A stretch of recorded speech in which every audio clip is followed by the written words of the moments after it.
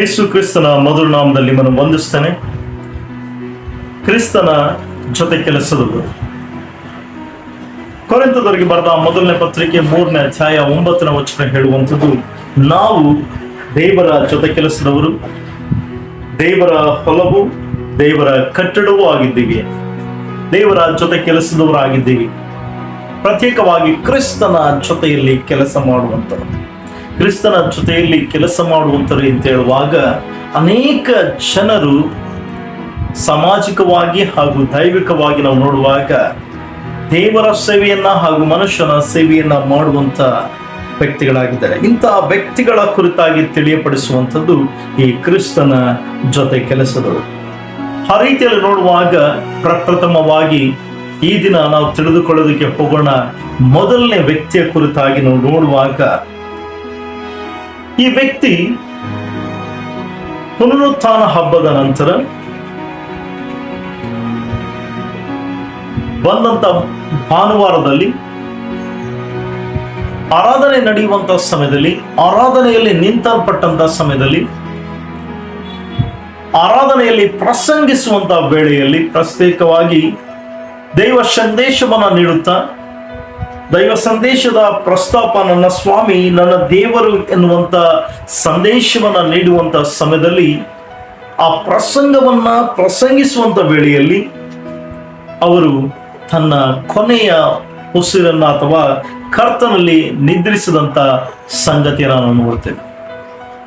ಅವರ ಕೊನೆಯ ಮಾತು, ನೋಡಿ ನಂಬುವವನಿಗಿಂತ ನೋಡದೆ ನಂಬುವವನು ಧನ್ಯನು ಎನ್ನುವಂತ ಮಾತಿನ ಮೂಲಕವಾಗಿ ತನ್ನನ್ನು ಕ್ರಿಸ್ತನಿಗೆ ಒಪ್ಪಿಸಿ ಕೊಟ್ಟಂತ ವ್ಯಕ್ತಿಯಾಗಿದ್ದಾರೆ.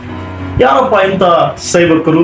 ಎಲ್ಲಿ ನಡೆದಿದೆ ಇಂಥ ಸಮಯ ಅಥವಾ ಇಂಥ ಗಳಿಗೆ ಎಲ್ಲಿ ನಡೆದಿದೆ ಅಂತ ನೋಡುವಾಗ, ಈ ವ್ಯಕ್ತಿಯ ಕುರಿತಾಗಿ ಮೊದಲನೇದಾಗಿ ನಾವು ನೋಡುವಾಗ, ಯಾರು ಈ ವ್ಯಕ್ತಿ ಅಂತ ಹೇಳುವಾಗ 22/7/1913 ಅದೋಣಿ ಪ್ರಾಂತ್ಯದ ಹೊಸಪೇಟೆ ತಾಲೂಕಿನಲ್ಲಿ ಬಳ್ಳಾರಿ ಜಿಲ್ಲೆಯಲ್ಲಿ CM ಅಬ್ರಹಾಂ ಎನ್ನುವಂತ ದೈವ ಸೇವಕರು ಹಾಗೂ ಮೇರಿ ಜೀವಮ್ಮನವರು ಇವರ ತಾಯಿಯಾಗಿರ್ತಾರೆ.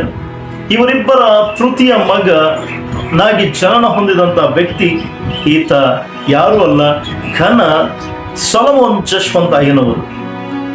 ಸೊಲೊಮನ್ ಜಶ್ವಂತರಾಜ ಅಯ್ಯನವರು ತನ್ನ ಜನನದ ನಂತರ ತನ್ನ ತಂದೆ ತಾಯಿಯ ಮಾರ್ಗದರ್ಶನ ಆಲೋಚನೆಯ ಮೂಲಕವಾಗಿ ಅವರು ಬೆಂಗಳೂರಿನ ಪಟ್ಟಣದ LMS ಶಾಲೆಯಲ್ಲಿ ತಮ್ಮ ವಿದ್ಯಾಭ್ಯಾಸವನ್ನ ಅಂದ್ರೆ SLC ಮುಗಿಸಿ ದೇವರ ಸೇವೆಯ ಕುರಿತಾದಂತ ಆಸೆ ಆಕಾಂಕ್ಷೆ ಉಳ್ಳಂತವರಾಗಿ ತುಮಕೂರಿನಲ್ಲಿ ನಡೆಯಲ್ಪಟ್ಟಂತ ಬೈಬಲ್ ಸೆಮಿನಾರ್ನಲ್ಲಿ ಭಾಗವಹಿಸಿ, ಬೈಬಲ್ ಸೆಮಿನಾರ್ ಅಂತ ಹೇಳುವಾಗ ಒಂದು ಬೈಬಲ್ ಕಾಲೇಜ್ ಅಲ್ಲಿ ತಮ್ಮ ವ್ಯಾಸಂಗವನ್ನ ಸತ್ಯವೇದದ ಅಧ್ಯಯನವನ್ನ ಮುಗಿಸಿ ಸುಮಾರು 1940ರಿಂದ 1944ರವರೆಗೂ ಕೂಡ ತುಮಕೂರಿನಲ್ಲಿ ಬೈಬಲ್ ಸೆಮಿನಾರ್ನಲ್ಲಿ ಅವರು ಭಾಗವಹಿಸಿ ವಿದ್ಯಾಭ್ಯಾಸವನ್ನು ಮುಗಿಸಿದ ನಂತರ ತನ್ನ ಜೀವಿತವನ್ನ ಸೇವೆಗೆ ಒಪ್ಪಿಸಿಕೊಡುತ್ತಾರೆ. ಸೇವೆಗೆಂದು ಅಭಿಷೇಕವನ್ನು ಹೊಂದಿ ಅವರು ಬಳ್ಳಾರಿ ಜಿಲ್ಲೆಯಲ್ಲಿ ಅನೇಕ ಹಳ್ಳಿಗಳಲ್ಲಿ, ಅನೇಕ ಪ್ರಾಂತ್ಯಗಳಲ್ಲಿ ಅವರು ಏನ್ ಮಾಡ್ತಾರೆ, ತಮ್ಮ ಸೇವೆಯನ್ನ ಮುಂದುವರಿಸುವಂತವರಾಗಿದ್ದಾರೆ. ಈ ಸೇವೆಯ ಬಳ್ಳಾರಿ ಜಿಲ್ಲೆಯಲ್ಲಿ ಅನೇಕ ಹಳ್ಳಿಗಳಲ್ಲಿ ತಮ್ಮ ಸೇವೆಯನ್ನ ಮುಂದುವರಿಸಿದ ನಂತರ ಅವರ ವರ್ಗಾವಣೆಯು ತುಮಕೂರು ಹಾಗೂ ಗೌರಿಬಿದನೂರು, ಚಿಕ್ಕಬಳ್ಳಾಪುರದಲ್ಲಿ ಕೂಡ ಅವರಿಗೆ ವರ್ಗಾವಣೆ ಆಗುತ್ತೆ. ಈ ಪ್ರಾಂತ್ಯಗಳಲ್ಲಿರುವಂತ ಎಲ್ಲಾ ಹಳ್ಳಿಗಳನ್ನ ಸಂಧಿಸಿ ಕಾಲ್ನಡಿಗೆಯಲ್ಲಿ ಅವರು ದೇವರ ಸೇವೆಯನ್ನ ಮಾಡುವಂತ ಸಮಯಗಳಲ್ಲಿ ಅವರಿಗೆ ಒಂದು ಸೈಕಲ್ ಅನ್ನ ತೆಗೆದುಕೊಂಡು ಸೈಕಲ್ನ ಮೂಲಕವಾಗಿ ಕೂಡ ಪ್ರತಿಯೊಂದು ಹಳ್ಳಿಗಳಲ್ಲಿ ಕೂಡ ಅವರು ದೈವ ಸೇವೆಯನ್ನ ನಡೆಸುವಂತವರಾಗಿದ್ದಾರೆ. ಈ ರೀತಿಯಾದಂತಹ ಪ್ರಯಾಣದಲ್ಲಿ ಅವರು ಅನೇಕರನ್ನ ಕ್ರಿಸ್ತನ ಕಡೆಗೆ, ಅನೇಕರನ್ನ ದೇವರ ಕಡೆಗೆ ನಡೆಸಿ, ಅನೇಕರು ಅವರ ಮೂಲಕವಾಗಿ ಉತ್ತೇಜನಗೊಂಡು ದೇವರ ಸೇವೆಯನ್ನು ಕೂಡ ಪ್ರಾರಂಭಿಸಿ ಮುಂದುವರಿಸೋದನ್ನ ನಾವು ನೋಡುವಂತವರಾಗಿದ್ದೇವೆ. ಈ ರೀತಿಯಲ್ಲಿ ಮುಂದುವರಿಯುವಂತಹ ಸಮಯದಲ್ಲಿ ನಡೆದಂತ ಒಂದು ಅಗಾಧವಾದಂತ ಘಟನೆ ಅಂತ ಹೇಳುವಾಗ, ಅವರಿಗೆ 6 ಜನ ಮಕ್ಕಳನ್ನ ಅಗಲಿ ತಮ್ಮ ಪತ್ನಿಯಾದಂತ ಕಮಲಮ್ಮನವರು ಗತಿಸಿ ಕರ್ತನಲ್ಲಿ ನಿದ್ರಿಸುವಂತವರಾಗಿದ್ದಾರೆ.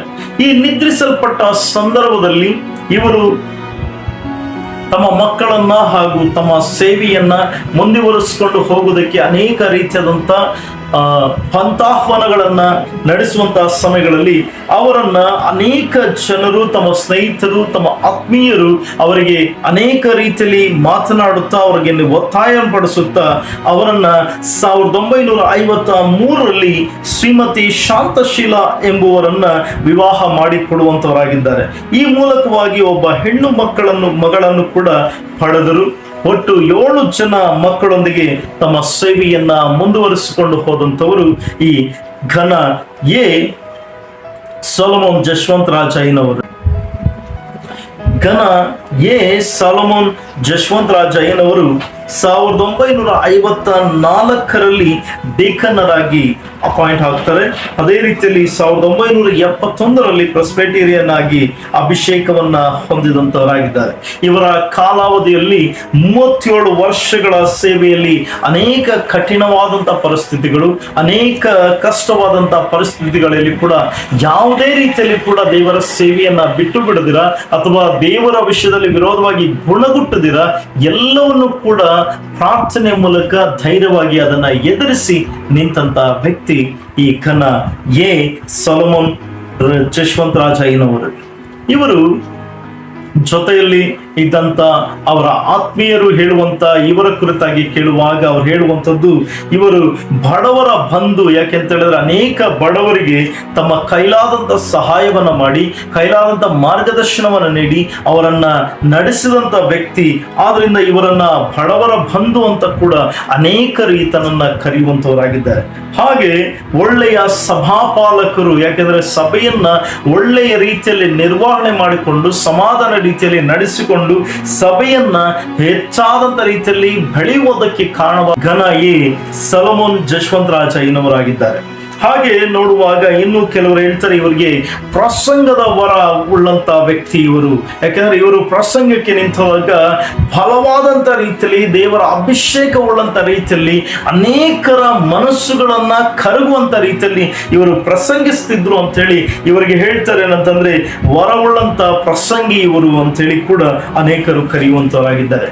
ಇನ್ನು ಅನೇಕರು ಇವರನ್ನ ಪ್ರಾರ್ಥನೆಯ ಜೀವಿ, ಯಾವಾಗಲೂ ಕೂಡ ನಿರಂತರವಾಗಿ ಪ್ರಾರ್ಥನೆಯಲ್ಲಿ ಕಳೀತಾ ಇದ್ದಂತ ಒಬ್ಬ ದೊಡ್ಡ ದೈವ ಸೇವಕರು ಅಂತ ಕೂಡ ಕರೆಯುವಂತವರಾಗಿದ್ದಾರೆ. ಹಾಗೆ ನಾವು ನೋಡುವಾಗ ಇವರು ಪ್ರತಿ ಸಂದರ್ಭದಲ್ಲಿ ಹೇಳ್ತಾ ಇದ್ದಂತ ಒಂದು ವಿಷಯ ಏನಂತಂದ್ರೆ, ಮತ್ತಾಯನ ಸುವಾರ್ತೆ 6ನೇ ಅಧ್ಯಾಯ 19ರಿಂದ 20ನೇ ವಚನ ಹೇಳುವ ಹಾಗೆ, ನಾವು ವಾಕ್ಯದನ್ನ ನೋಡುವ ಹಾಗೆ ಆ ವಾಕ್ಯವು ಹೇಳುವಂಥದ್ದು, ಭೂಲೋಕದಲ್ಲಿ ಗಂಟು ಮಾಡಿಟ್ಟುಕೊಳ್ಳಬೇಡ್ರಿ, ಅದು ನುಸಿ ಹಿಡಿದು ಹೊರಟು ಹೋಗುತ್ತೆ, ಅದರಿಂದ ಪರಲೋಕದಲ್ಲಿ ಗಂಟು ಮಾಡಿಟ್ಟುಕೊಳ್ರಿ ಎನ್ನುವಂತ ವಾಕ್ಯವನ್ನ ಎಲ್ಲರಿಗೂ ಕೂಡ ಹೇಳ್ತಾ ಇದ್ರು. ಹಾಗೂ ತಮ್ಮ ಜೀವನದಲ್ಲಿ ಕೂಡ ಅದನ್ನ ಅಳವಡಿಸಿಕೊಂಡಂತ ವ್ಯಕ್ತಿ ಆಗಿದ್ದರು ಈ ಅಯ್ಯನವರು. ನೋಡ್ರಿ, ಅಯ್ಯನವರು ಹೇಳ್ತಾ ಇದ್ದ ಹಾಗೆ ಅವರ ತಮ್ಮ ಜೀವಿತದ ಅವಧಿಯ ಪೂರ್ತಿಯಾಗಿ ಕೂಡ ತಾವು ಯಾವ ರೀತಿಯಲ್ಲಿ ಕೂಡ ನಿಸ್ವಾರ್ಥವಾದಂತ ರೀತಿಯಲ್ಲಿ ದೇವರ ಸೇವೆಯನ್ನ, ಜನರ ಸೇವೆಯನ್ನ ಮಾಡಿ ತಮ್ಮ ಜೀವಿತವನ್ನ ಮುಗಿಸಿದಂತವರಾಗಿದ್ದಾರೆ. ಇವರ ಕೊನೆಯ ದಿನವನ್ನ ನಾವು ನೆನೆಸುವಾಗ, ತಮ್ಮ ಕೊನೆಯ ದಿನವನ್ನು ನಾವು ನೋಡುವಾಗ 17ನೇ ತಾರೀಕು ಏಪ್ರಿಲ್ ತಿಂಗಳಲ್ಲಿ 1977ರಲ್ಲಿ ಅವರು ಚಿಕ್ಕಬಳ್ಳಾಪುರದಲ್ಲಿರುವಂತ ಹಳೆಯ ಹಿಕ್ಲಿಂಗ್ ಮೆಮೋರಿಯಲ್ ಚರ್ಚ್, ಹಿಕ್ಲಿಂಗ್ ಸ್ಮಾರಕ ದೇವಾಲಯದಲ್ಲಿ ಪುನರುತ್ಥಾನದ ಹಬ್ಬದ ನಂತರ ಬರುವಂತ ಆರಾಧನೆಯಲ್ಲಿ ಇವರು ಪ್ರಸಂಗಿಸುವಂತ ವೇಳೆಯಲ್ಲಿ ತಮ್ಮ ಪ್ರಾಣವನ್ನ ದೇವರ ಕೈಗೆ ಒಪ್ಪಿಸಿಕೊಡುವಂತವರಾಗಿದ್ದಾರೆ. ಇಂಥ ಘನವಾದಂತಹ ಸೇವೆಯನ್ನ ಸಲ್ಲಿಸಿದಂತ ವ್ಯಕ್ತಿಗಳಲ್ಲಿ ಅಪರೂಪವಾದಂಥ ವ್ಯಕ್ತಿ ಇವರು ಕೂಡ ಆಗಿದ್ದಾರೆ. ಇಂಥ ಘನವಾದಂಥ ಸೇವಕರನ್ನ ನೆನೆಸಿಕೊಳ್ಳುವಾಗ ನಮ್ಮ ಜೀವಿತದಲ್ಲಿ ಕೂಡ ಕ್ರಿಸ್ತನಿಗೋಸ್ಕರ ಏನಾದರೂ ಒಂದು ಸಾಧನೆಯನ್ನ ಮಾಡಬೇಕು ಅನ್ನುವಂಥದ್ದನ್ನ ನಮಗೆ ಉತ್ತೇಜನ ಪಡಿಸುವಂಥದ್ದಾಗಿದೆ. ಆದ್ರಿಂದ ಇಂಥ ಘನವಾದಂಥ ದೈವ ಸೇವಕರ ವಿಷಯದಲ್ಲಿ ಸ್ಮರಣೆ ಮಾಡುತ್ತಾ ಈ ರೀತಿಯಾದಂಥ ಎಲ್ಲಾ ಮಾಹಿತಿಯನ್ನು ಕೊಟ್ಟಂತ ಅವರ ಮಕ್ಕಳು ಮೊಮ್ಮಕ್ಕಳಿಗೂ ಕೂಡ ನಮ್ಮ ತುಂಬ ಹೃದಯದ ವಂದನೆಯನ್ನ ತಿಳಿಸ್ತಾ, ನಿಮ್ಮಲ್ಲಿ ಕೂಡ ಅನೇಕ ಜನರು ಈ ರೀತಿಯಾದಂಥ ಅನೇಕ ದೈವ ಸೇವಕರ ಕುರಿತಾಗಿ ಹೊರಗಡೆ ತಿಳಿಸಲಿಕ್ಕೆ ಆಗದೇ ಇರುವಂತಹ ವ್ಯಕ್ತಿಗಳಿದ್ದಾರೆ. ಅಂತ ವ್ಯಕ್ತಿಗಳ ಕುರಿತಾಗಿ ನಮ್ಮ ವಾಟ್ಸಪ್ ನಂಬರ್ಗೆ ನೀವು ದಯಮಾಡಿ ಸೆಂಡ್ ಮಾಡ್ರಿ. ಹಾಗೆ ನಾವು ಅವರ ಕುರಿತಾಗಿ ಕೂಡ ಒಂದು ವಿಡಿಯೋವನ್ನ ಮಾಡಿ ಅವರ ಕುರಿತಾಗಿ ಮಾಹಿತಿಯನ್ನ ಅನೇಕರಿಗೆ ಪ್ರೋತ್ಸಾಹಕರವಾಗಿ, ಅನೇಕರಿಗೆ ಸಾಕ್ಷೀಕರವಾಗಿ ತಿಳಿಸುವುದಕ್ಕೆ ನಾವು ಪ್ರಯತ್ನವನ್ನ ಮಾಡ್ತಾ ಇದ್ದೇವೆ.